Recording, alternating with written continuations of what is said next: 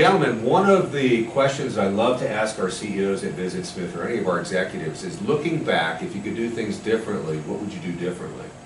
If I asked you to look back to your first year MBA self, what single piece of advice would you have for yourself that you say you should be doing and do differently? Yeah, well, definitely when you go to an interview, be sure to know your resume. I know this may sound silly, but there's always a number that you forgot you wrote, or you forgot how you got to that number, how do you estimate it. So be sure to, like, before you go to an interview, go over your resume, go over the numbers, try to have a mental picture of how you estimated those numbers. Were those revenues estimated, or how was those savings estimated, so you can be more fluent telling your star stories during the interview.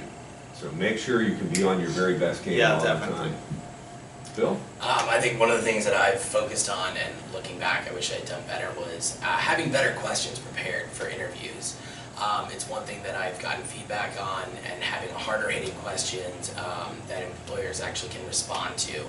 Asking, why did you want to interview me today? Throwing it back on them, it reminds them why they picked your resume out. Something like that, or asking, where is this role going to be in 3, 6, or 12 months? And that really shows that you're thinking about a future there, and just having those questions prepared, about 10 of them for any interview. Then you can feel out the interview a little bit, see which ones are going to be best responded to, and leading that interview. But having them ready to go will really make you stand out to the interviewer. Yeah, and if you think about it, the end of an interview is your last chance to leave a great last or first impression, if you want to think about it that way, right? So a really strong question can put you over the top. Absolutely. Thank you. Yeah, I think for me it is to try to find a focus. I think that it's really good to explore. We are here for 2 years to try to learn and stretch ourselves and mold ourselves into something that we weren't before.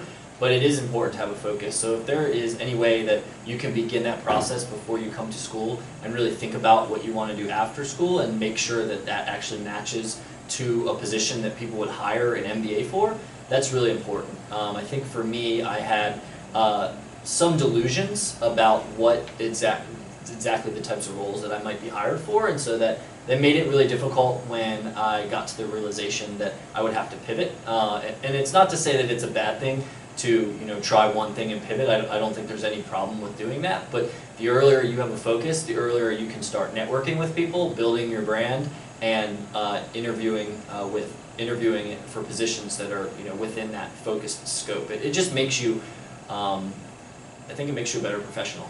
You're able to focus more of your time and effort studying the sorts of things that you hope to work in. So looking back, again, 16 years out now, and hopefully we gave you a good foundation, because I know you've been extremely successful. We're proud of that. But if you think back and you could speak to your MBA self right now, what other things would you get involved in, or activities would you take part in that would allow you to build this set of skills or enhance this set of skills? I think that when you're in your academic career, you're so focused on grades, and you're so focused on doing the things and doing well and being successful. And I think sometimes it's hard to take a step outside and step out of your comfort zone, that sort of thing. And to me, you don't want to. I wouldn't say go be a yogi or something. Don't be anything crazy, other against yogis, but don't be crazy. But I think that you have to do things that make you uncomfortable, and that I would say that would align to what you're interested in and align to what you're doing. But you have to get outside of your comfort zone, because consulting is all about being able to think on your feet, being able to some sort of improvisational skills. You prepare for stuff, but then there's always an element of the unknown. And I think that that's the thing that, if I could go back, I focused on my classes and I did everything that I was supposed to do, and boom, boom, boom, boom, boom. But really, if I had gotten out and made myself uncomfortable, and how do I react to that sort of a situation, and what do I do? And I think it makes you a more well-rounded person. I think it makes you, it makes your sales skills a little bit better. It makes your relating to people a little bit better. To me, that is the one thing that I would probably do differently, is try and get out of my comfort zone a little bit. So I know when you were here, we didn't have things like our improv series that we have, or we have a risk workshop. Yeah. How to increase your appetite for risk. So those kinds of things, what I hear you saying, is you encourage your Terps to get involved in that. That's a good thing. That's going to pay off later. Yeah, I mean, I said it before. Those skills, the ability to think on your feet, whatever that may be. You know, the improv class sounds exactly like the kind of thing I wish that I would have had.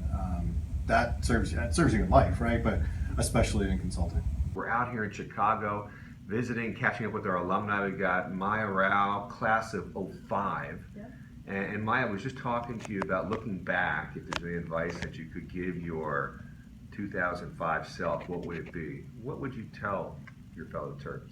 I definitely say at the time that I was in business school, I wish I hadn't looked at the world as so small and just limited how I viewed my opportunities to what was immediately in front of me and available to me through Smith or in Washington, D.C. Like, I mean, it wasn't just about finding and approaching the companies who came to Maryland, who came to Smith to find our graduates, or the companies in DC or New York, to think that the opportunities could be in Houston or San Francisco or London or Singapore. There's a whole world out there, and that if you think beyond just finance, bulge bracket, consulting, there's so many different ways you can take that MBA and see across industries, across cities, where the opportunities could be. Okay, so you're only a couple years out now since you've graduated. So looking back at your MBA self when you were here, and I know we kept you busy in OCS and everywhere else, and Cynthia I know kept you busy.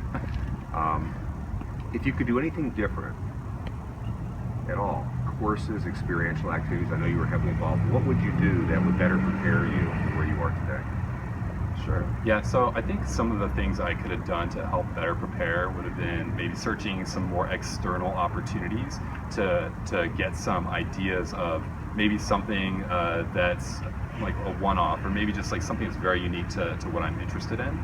And then also probably seek out opportunities to work more with actual clients or actual businesses outside of school, and get that real world application to use the knowledge that I got from all of my classes. Along those lines, one of the things that I tell students today is, don't wait just for an internship. If you can get out there and you can do free consulting for a firm, that's a great way to build your resume, to build your skills. You would agree? Absolutely, yeah. And we had several classmates that did that, and whenever they came back, they had a much more solid understanding of the things that we were learning, and it was really cool to hear them actually bring their business challenges that they were working with into the classroom and actually have that be as part of the discussion. So not only did it help them, but it also helped us as the classmates.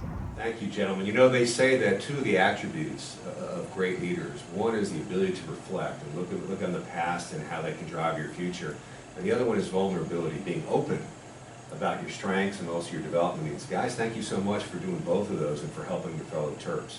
How about a Go Terps? Go Terps! Terps!